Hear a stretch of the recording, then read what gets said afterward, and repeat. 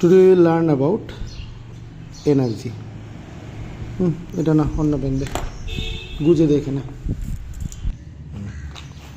তো today we will learn about energy. Like energy, I like to define that energy is the capacity to do work.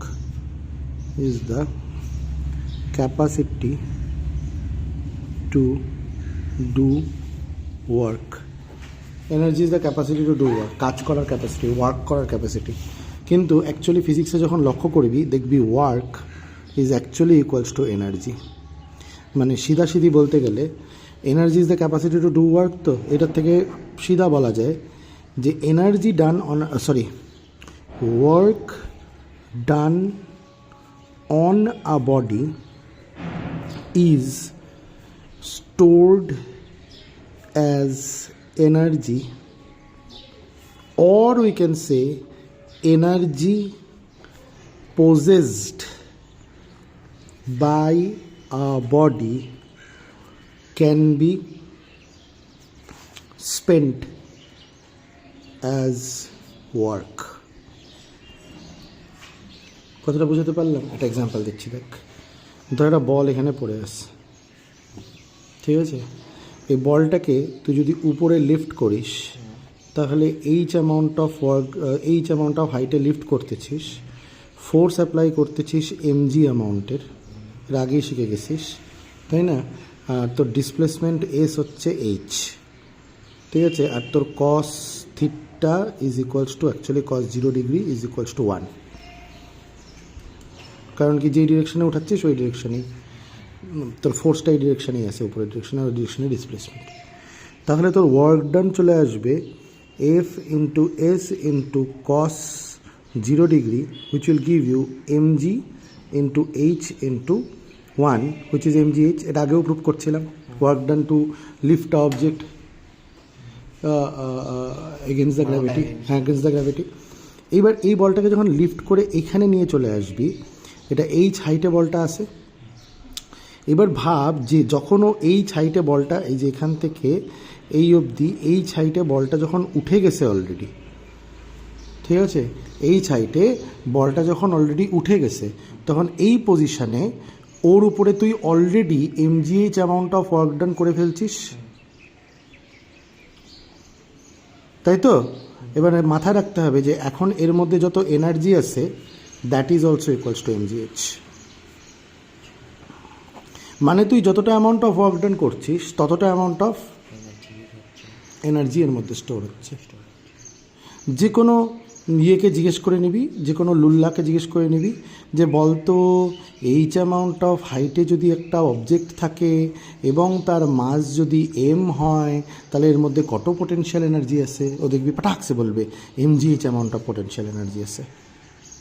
তারপর ওকে জিজ্ঞেস করবি বলতো কেন MGH amount of potential energy আছে? তখন বলতে পারবে না। তার রিজন হচ্ছে এই যে এটা, বুঝতে পারলাম? কারণ তুই MGH amount of work done করছিস ওর উপরে, সেই জন্য ওর মধ্যে MGH amount of work done আসছে, সরি পোটেনশিয়াল এনার্জি স্টোর হয়েছে। আচ্ছা, স্পিকিং অফ পোটেনশিয়াল এনার্জি, দেখ এনার্জি তো অনেক টাইপের হয়, কিন্তু মেকানিক্যাল এনার্জিকে দুই ভাগে ভাগ করা যায়। তুই বলবি যে মেকানিক্যাল এনার্জি কি? মেকানিক্যাল এনার্জি হচ্ছে তুই যখন মেকানিক্যাল ওয়ার্ক করে কোনো বডির মধ্যে এনার্জি দিবি, বা মেকানিক্যাল এনার্জি যখন কনভার্ট হবে ওয়ার্কে, তখন মেকানিক্যাল ওয়ার্কে কনভার্ট হবে। বুঝতে পারলাম?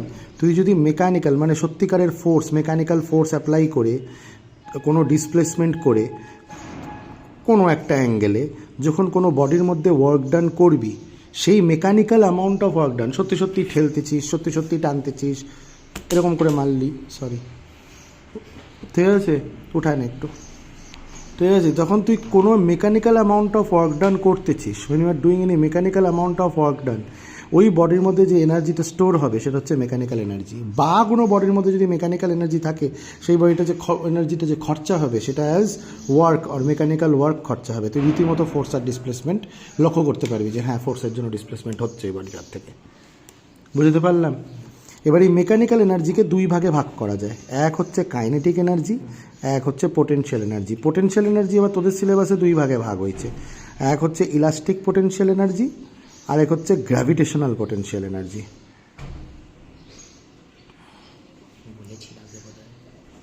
মোশন করাতে। বলছি তো। এবার কাইনেটিক এনার্জি, ফার্স্টে আমরা যদি কাইনেটিক এনার্জির কথাই ভাবি, কাইনেটিক এনার্জি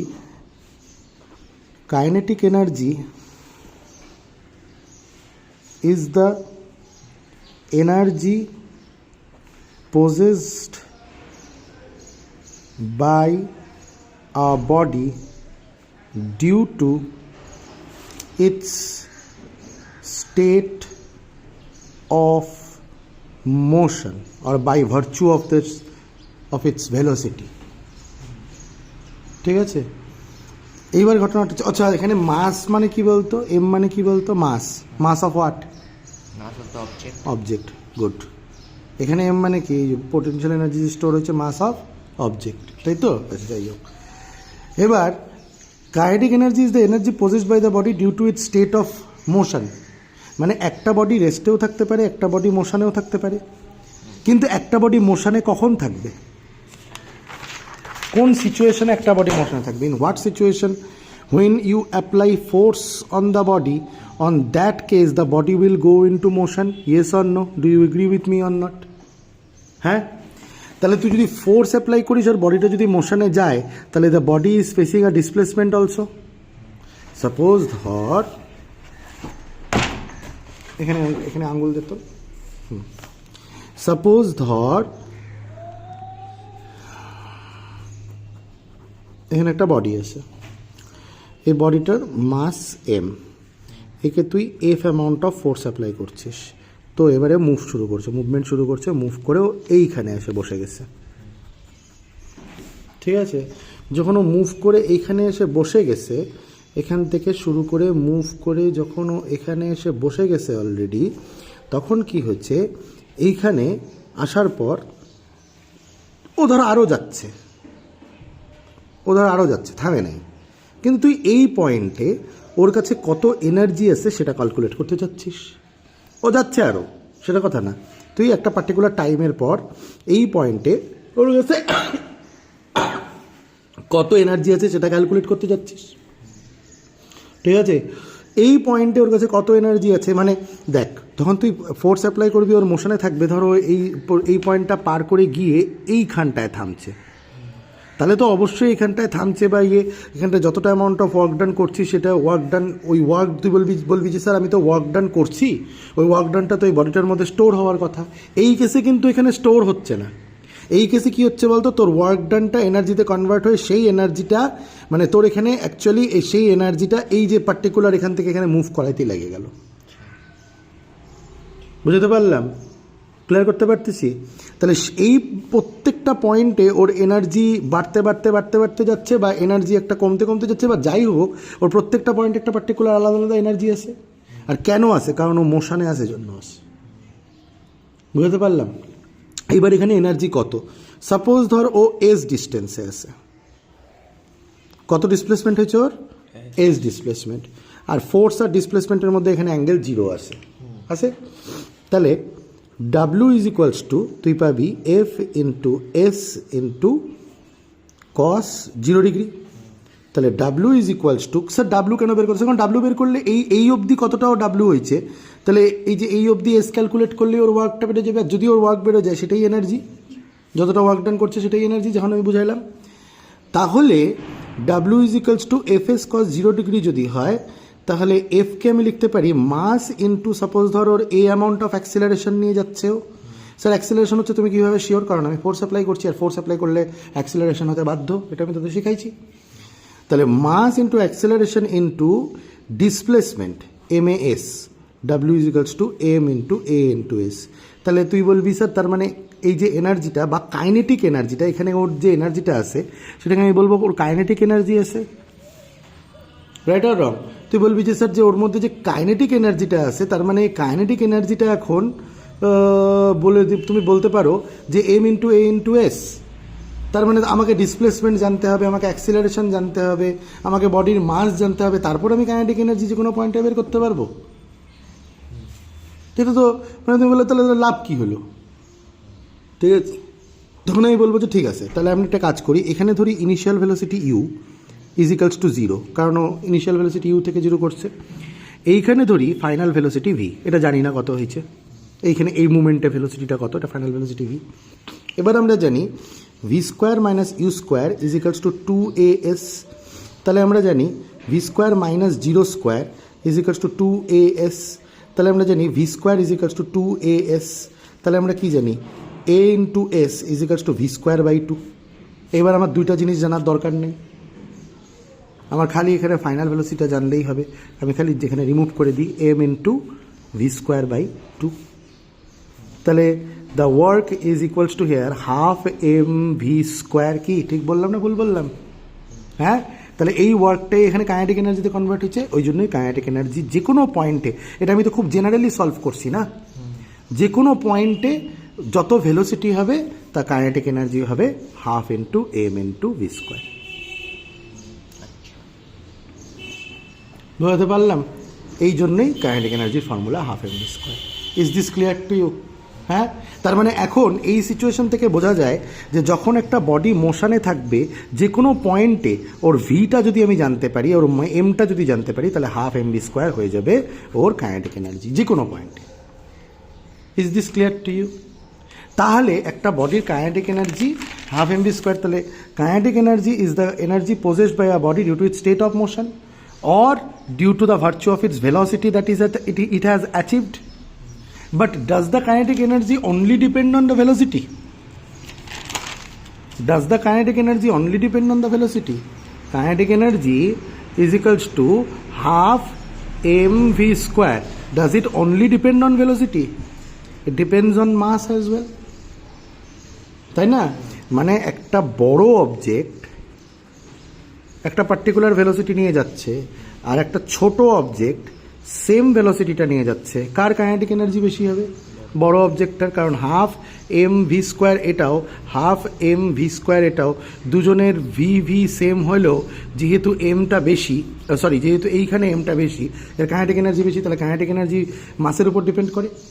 আবার সাপোজ ধর একটা পার্টিকুলার অবজেক্ট নিচের দিকে পড়তেছে, একটা পার্টিকুলার অবজেক্ট কী করছে, ঠেলে ধরতে সোপার না এখানটায়, হ্যাঁ, একটা পার্টিকুলার অবজেক্ট নিচের দিকে পড়তেছে। এবার যত নিচের দিকে পড়বে আমরা জানি যে তত ভেলোসিটি বাড়তে থাকবে, কারণ অ্যাক্সিলারেশন ডিউ টু গ্র্যাভিটি হচ্ছে, তাই তো? তত কি হচ্ছে? ভেলোসিটি বাড়তেছে, এখান থেকে এখানে ভেলোসিটি বেশি হচ্ছে, এখান থেকে এখানে ভেলোসিটি বেশি হচ্ছে। তার মানে ভেলোসিটি বাড়তে বাড়তে পড়তেছে, মাসটা তো সেম না, পড়তে গিয়ে তো আর মাস কমপ্লিট হচ্ছে না।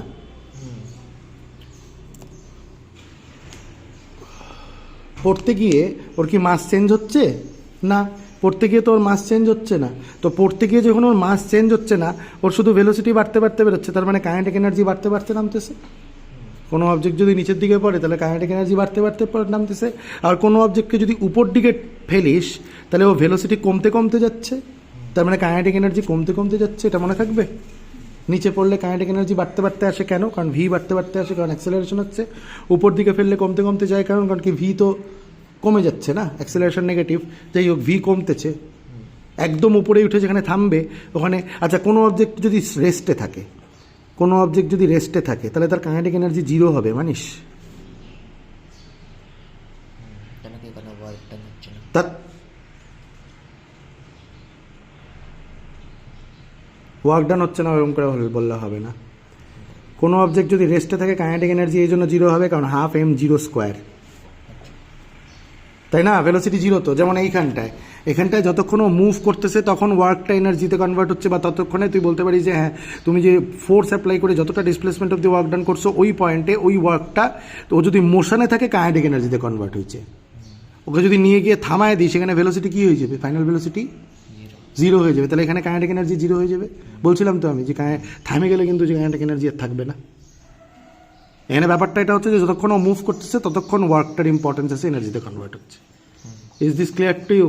বুঝতে পারছি? গোটা ব্যাপারটা বুঝতে পারছি না বুঝতে পারিনি? Are you sure? হ্যাঁ।